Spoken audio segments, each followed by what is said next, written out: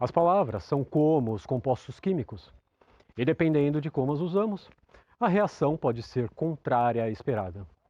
Será? Vamos imaginar que o corpo humano se comporta como um recipiente e que os hormônios das nossas glândulas endócrinas são os ingredientes primários e as palavras os secundários. Juntando esses dois tipos de compostos no recipiente corpo, podemos criar monstros ou heróis, deuses ou demônios, filhos ou loucos.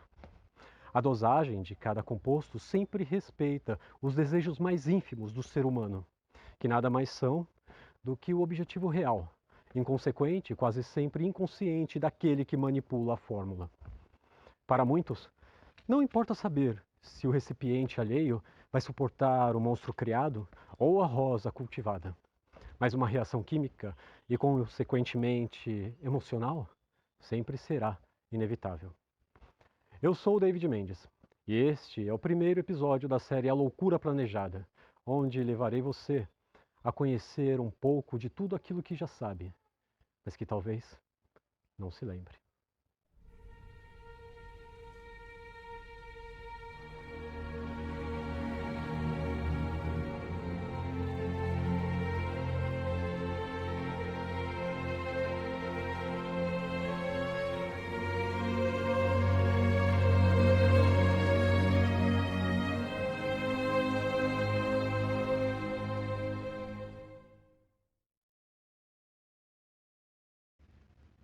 A mentira sempre foi a mais poderosa ferramenta de controle, e ela é estrategicamente utilizada para beneficiar um lado apenas. Embora, ao meu ver, não existe benefício algum que possa brotar de uma mentira. Mas ainda há pessoas que creem na existência das ditas mentiras boas ou mentiras necessárias. É muito comum vermos um pai ou uma mãe delimitar os passos do filho com o uso frequente da mentira. Como? Simplesmente criando monstros aonde eles não existem. Meu amorzinho, não saia daí, senão o bicho-papão vai te pegar. Ora, quando não é o bicho-papão, é o homem do saco, ou a mula sem cabeça, ou o boitatá, ou até mesmo o boto rosa. Se bem que o boto rosa não foi criado para amedrontar crianças, mas sim para justificar a mentira de uma gravidez indesejada, onde a honra visual de uma família era mais importante do que a dignidade de uma verdade. É bem provável, sim, que você conheça alguém que seja filho de algum boto cor-de-rosa, ou que você mesmo seja um dos milhares que possuem tal DNA. Já parou para pensar nisso? Claro que isso é um absurdo e que tais mentirinhas bobas não podem ser tão ruins assim. Para você, que é adulto. Mas e para uma criança? O que será que criamos na mente delas com essas inocentes mentirinhas? Toda criança é um pedacinho autêntico de um solo fértil que nele podemos plantar sementes diversas. Algumas delas se tornam árvores gigantescas e dão uns bons frutos, mas a maioria não passam de arbustos que são podados ao bel prazer dos seus donos. Neste caso, a tesoura utilizada se chama palavras.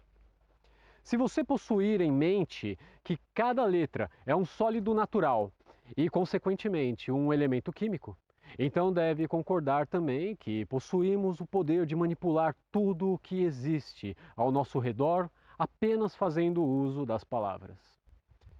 É isso mesmo. Eu disse manipular tudo.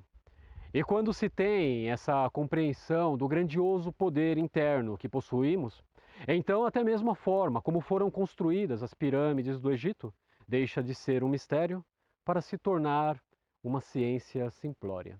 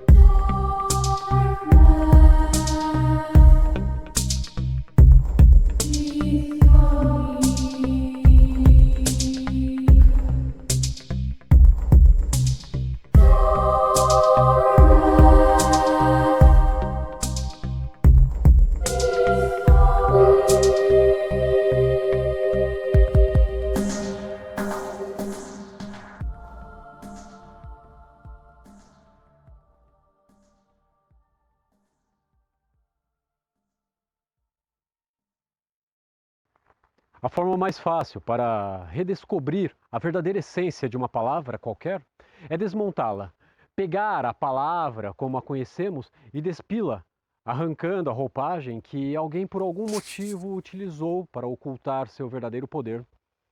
Esta simples técnica se chama decodificação.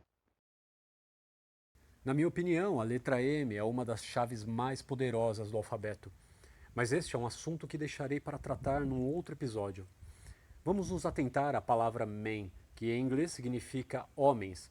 Sabemos que nós, homens, somos, materialmente falando, mortais. Também sabemos que aquele que vive sob os efeitos de algum tipo de ira produz constantemente um ruído interno que dói na alma. Agora, colocando a letra T antes da palavra ira, temos o verbo tirar na segunda, terceira e quarta pessoa do singular. E o verbo tirar significa subtrair ou trair escondido, já que o prefixo sub sempre remete àquilo que está por baixo.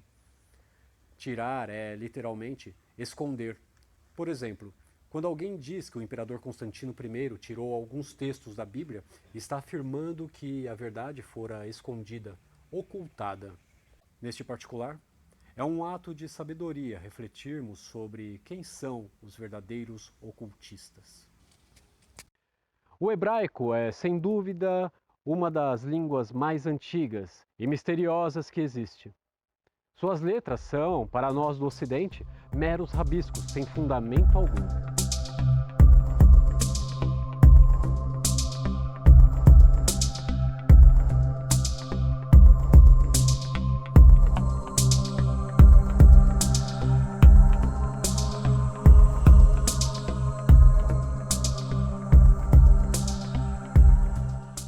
Mas não é bem a verdade.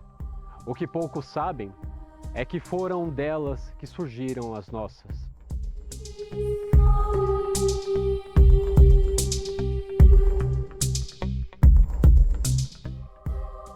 Porém, antes das letras hebraicas atuais, existiam os pictogramas, desenhos que hoje soam certa infantilidade no mundo dos adultos, mas que ainda correspondem a cada caractere moderno do alfabeto hebraico, do grego e do cirílico e do latino e por aí vai. Logo, a forma visual dessas letras se assemelham aos sólidos naturais, que correspondem, cada qual, a um elemento químico na tabela periódica. Podemos concluir, então, que a criação de uma determinada palavra funciona da mesma forma com a qual criamos a matéria, os compostos químicos, os alimentos e até mesmo as drogas. Percebe agora como criamos a realidade a todo momento? Quando ouvimos alguém ser chamado de retardado, entendemos como a uma ofensa. Mas o significado real da palavra retardado significa parado no tempo, estagnado, o que não vai para frente. Bem diferente de doente mental ou, como é utilizado nos dias atuais, deficiente mental.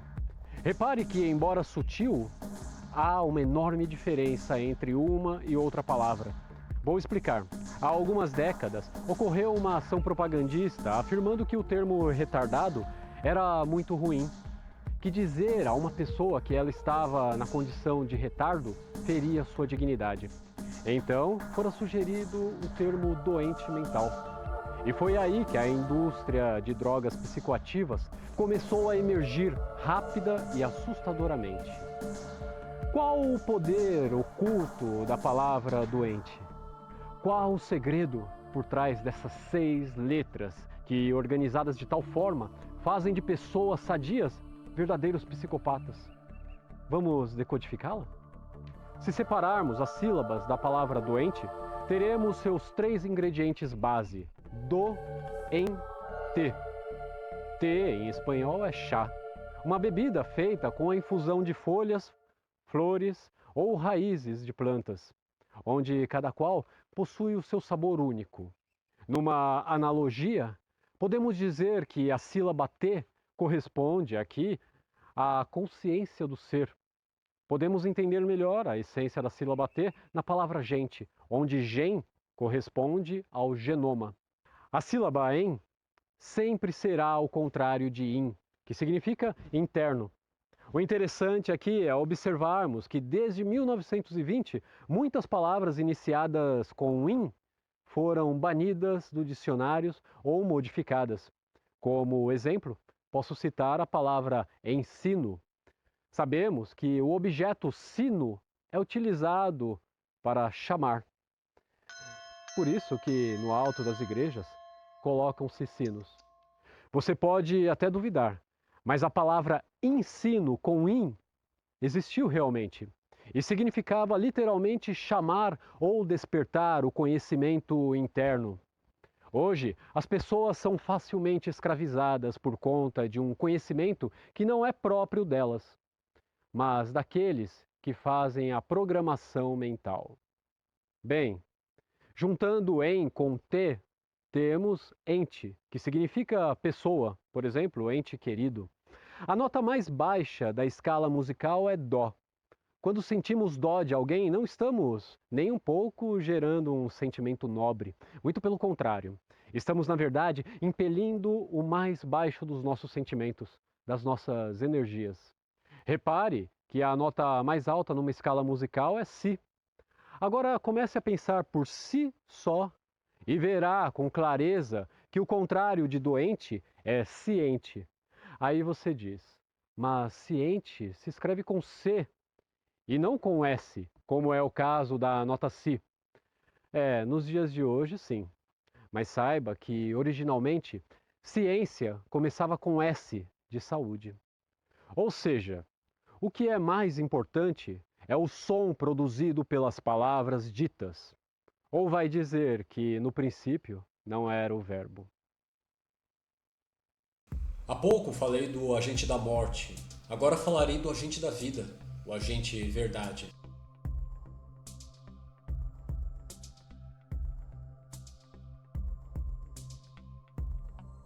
Em hebraico, verdade se escreve apenas com 3 letras, e da direita para a esquerda, onde a primeira é o Aleph. Sua pronúncia é Yemet. Se for tirada, subtraída ou ocultada a primeira letra da palavra verdade em hebraico, sua pronúncia passa de Yemet para Met, e sua tradução ganha um outro sentido. Logo vemos que se a Yemet da verdade for adulterada, o ser passa a permear um estado de morte consciencial. Eu sou o princípio, o meio e o fim. Já ouviu isso em algum lugar?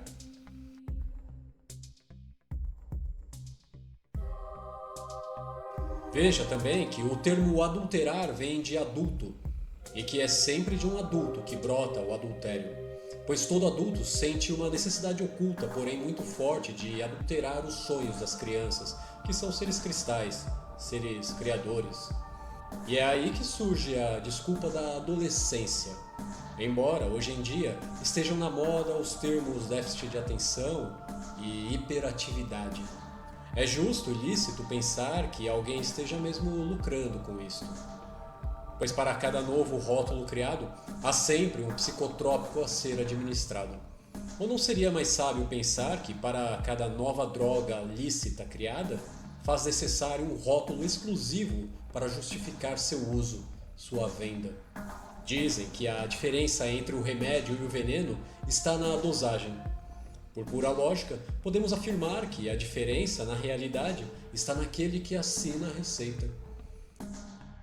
Já reparou que toda criança que recebe pouca ou nenhuma influência dos adultos sempre consegue ser na vida aquilo que tanto imaginara na infância? Eu mesmo só consegui ser o que sempre sonhei, imaginei e criei na minha tela mental quando me afastei do mundo dos adultos que adulteram as vontades originais dos seres criadores. Hoje sou escritor, admirado por alguns e odiado por outros, mas sou o que outrora planejei sozinho na minha mente criadora. Hoje eu sou o que vim para ser, e posso dizer que sou um afortunado por vir ao mundo numa época onde não existia tantas doenças inventadas. Porque hoje em dia não é só a influência que dão às nossas crianças, mas sim doses pesadíssimas de insanidade. As drogas? As drogas são só o produto vendido pelo marketing desta indústria da loucura planejada. Se você gostou do que foi apresentado aqui, então não deixe de curtir, comentar, compartilhar e, o mais importante, ativar o sino de notificações para que você possa ser chamado em breve. Olá, amigos.